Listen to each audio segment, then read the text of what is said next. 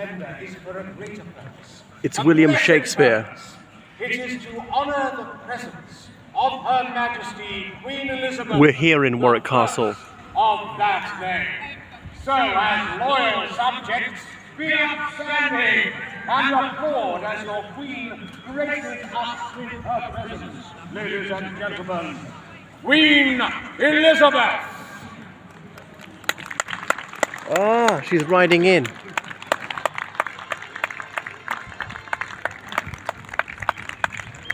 I think the horse is real. Oh, she's followed by a retinue of servants.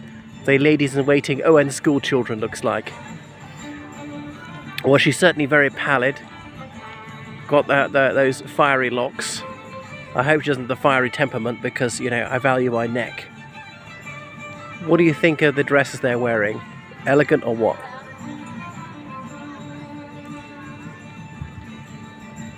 Oh, and this one's got a ruff who's behind. It's not too rough. I better get out of the way of the Queen. On behalf of your loyal subjects, I bid you welcome to these magnificent surroundings of Warwick Castle.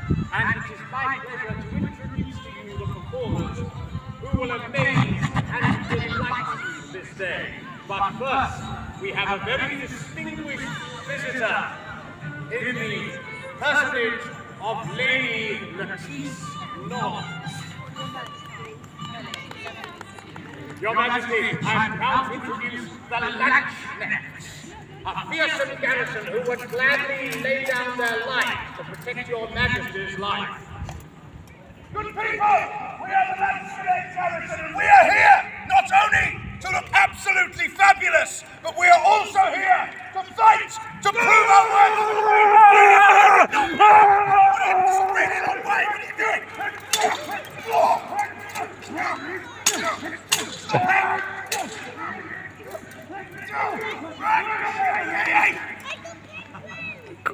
Gotta say, the voice projection is incredible. I know it echoes a bit with the walls around. Come and see us if you want to see some more sword fighting. I think so. Learn all about it. Why we look so ridiculous? Come on, join us. Talk up. Oh, sorry. Majesty. Ladies and gentlemen, the Latchnecks are camped at the front of the castle and would welcome you to observe their fighting skills and to take part in the family boot camps throughout the day. But by way of comic relief, we have the amazing skill and hilarity of the Warwickshire Horse.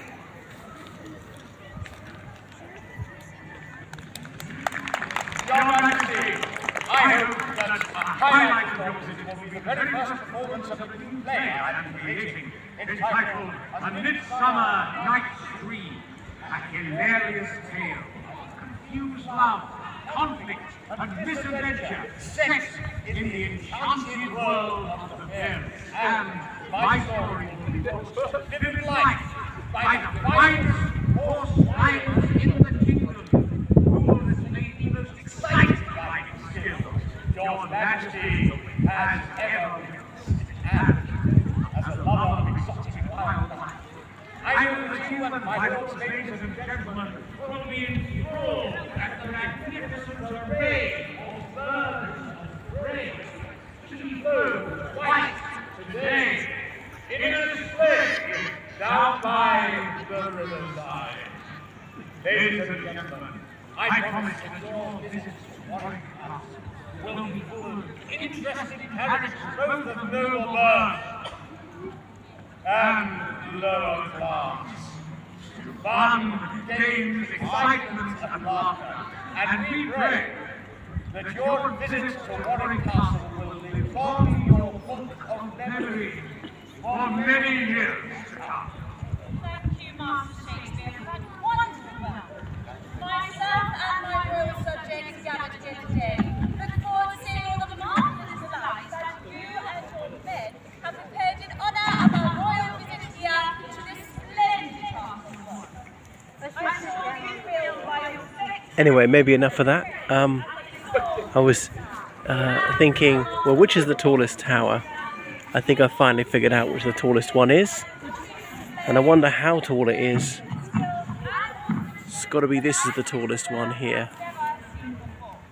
I mean, how many meters tall is that? If I zoom out, it might give you some sort of an idea of the scale of it.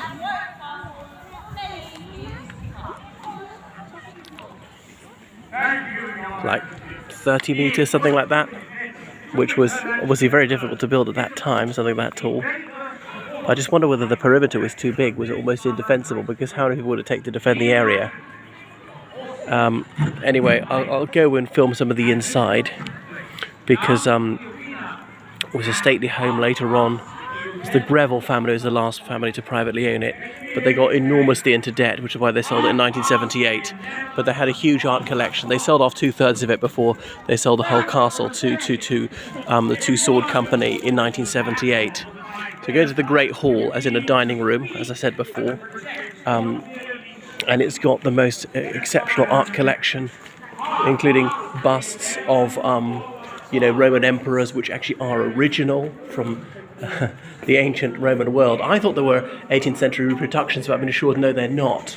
Facsimiles of earlier works are reimaginings of what Caesar looked like.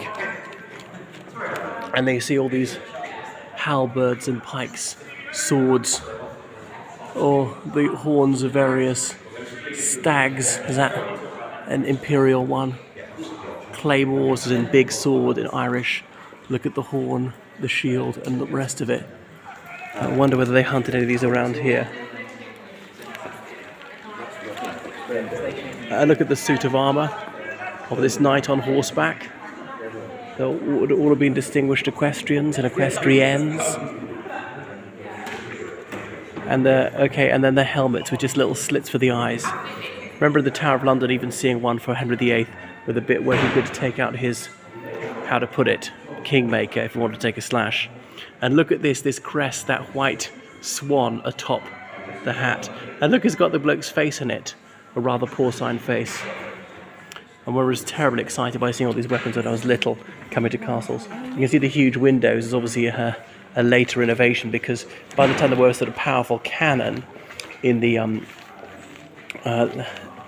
16th century, these things weren't worth much. So look at that, but difficult attacking over the River Avon. Presumably there used to be a bridge and must have been demolished. So some sort of watermill down there. And then the meadows beyond. So controlling the bridge. And suits of armour in children's sizes. But people say you could scarcely move into them, you had to be winched onto them. But apparently that's rather a myth. So the Greville family had the title Earl of Warwick, but a number of families held the title Earl of Warwick. So what the monarch gives, the monarch can take away. Can remove the title from one family, give it to another.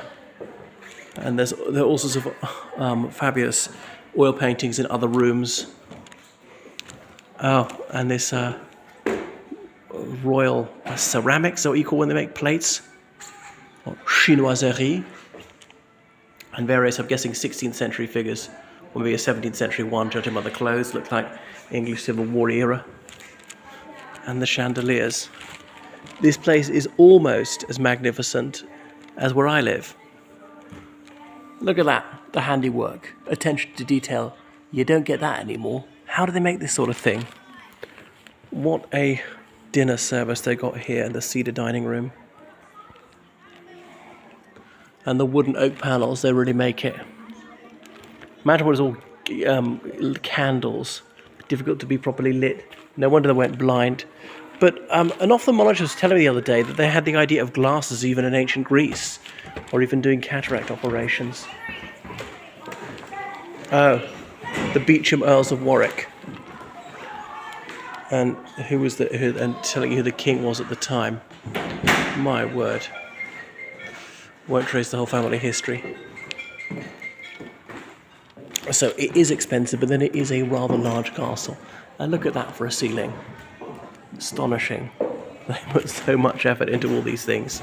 So it is pricey, but there is a lot to see. Wow, four-posted bed for when there was no heating. You can close the curtains to stay warm in there. But look how high it goes. It somewhat defeats the purpose of trying to keep the heat in, because it's rising above you. Queen Anne bedroom. So wow, and that is the bed that Queen Anne died on. She didn't die here. She died in Kensington Palace. But they obviously bought it.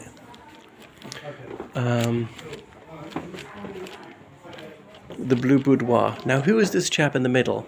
I seem to recognise his figure elsewhere. At one point he ruled over Merry England. Oh, and his 6 brides. Are they in order? I guess so, from Catherine of Aragon. Anne Boleyn, Jane Seymour, Anne of Cleves, the Mayor of Flanders, Catherine,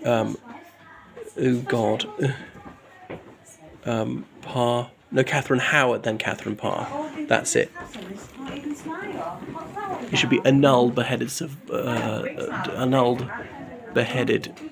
died, annulled, beheaded, survived. Don't say divorced, that's wrong. Spend so much time explaining to people how it's actually an annulment, and then a textbook goes and says divorce, which is erroneous.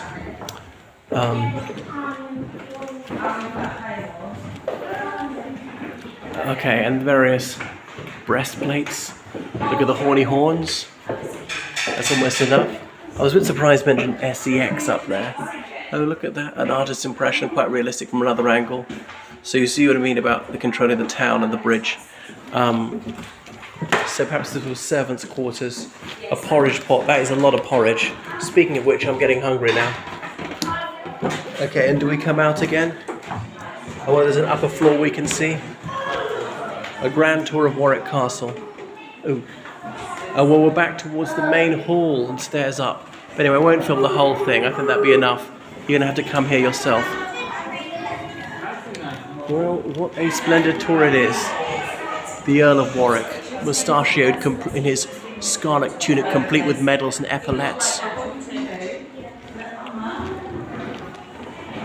And then, so Fulk Greville, he got himself hugely into debt. Fulk, you don't hear that name anymore. It's sort of a medieval Norman name, but, and that's why they had to flog it. You know, done by death duties. That's like an inheritance tax.